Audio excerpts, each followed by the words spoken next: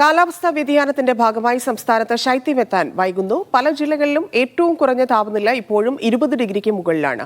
മഴ വീണ്ടും തുടർന്നാൽ ശൈത്യമെത്താൻ വൈകുമെന്ന് കാലാവസ്ഥാ വകുപ്പ് വ്യക്തമാക്കുന്നു. ഡിസംബർ എന്നാൽ കുളിരുള്ള പ്രഭാതങ്ങളാണ്. എന്നാൽ അന്തരീക്ഷ വ്യതിയാനവും ആഗോളതാപനവുമെല്ലാം ശൈത്യത്തെയും ഇത്തവണ കാലം തെറ്റിച്ചിരിക്കുകയാണ്. പലയിടങ്ങളിലും തണുപ്പ് അനുഭവപ്പെട്ട് തുടങ്ങിയിട്ടില്ല. മലയോര മേഖലകളിൽ നേരിയ തണുപ്പുണ്ടെങ്കിലും മുൻവർഷത്തേക്കാൾ കുറവാണ്.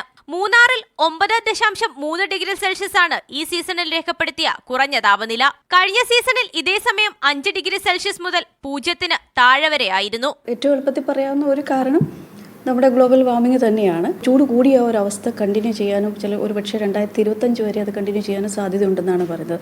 മഴ തുടരുന്നതും മേഘാവൃതമായ അന്തരീക്ഷവും വടക്കൻ കാറ്റെത്താത്തതുമാണ് ഇത്തവണ ശൈത്യം വൈകാൻ കാരണമെന്നും വിദഗ്ധർ പറയുന്നു.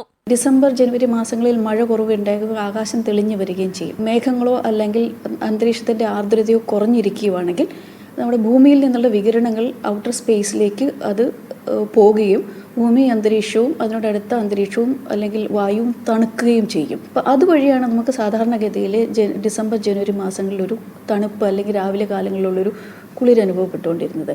പിന്നെ അത് ഇപ്പം നമുക്ക് കാണാമല്ലോ. ഇപ്പം മഴയാണ് നമുക്ക് മിക്കവാറും ദിവസങ്ങളിൽ. മഴയില്ലെങ്കിൽ ആകാശം മേഘാവൃതമായിട്ടെങ്കിലും ഇരിക്കുന്നുണ്ട്. അപ്പോൾ അതുകൊണ്ട് ഈ രാത്രി കാലങ്ങളിൽ ഈ തണുക്കുന്ന പ്രക്രിയ നടക്കുന്നില്ല. ശൈത്യമെത്താൻ വൈകുന്നതോടെ പകൽ ചൂടും രാത്രി താപനിലയും ഉയർന്നതായി അനുഭവപ്പെടും. ഈ നിലയിൽ മഴ തുടർന്നാൽ സാധാരണ ലഭിക്കാറുള്ള തണുപ്പ് ലഭിച്ചേക്കില്ല എന്ന ആശങ്കയും ഉണ്ട്.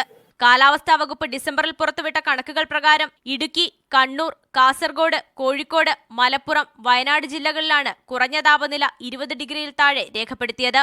സ്പന്ദന സാജു, മീഡിയ 1, തിരുവനന്തപുരം.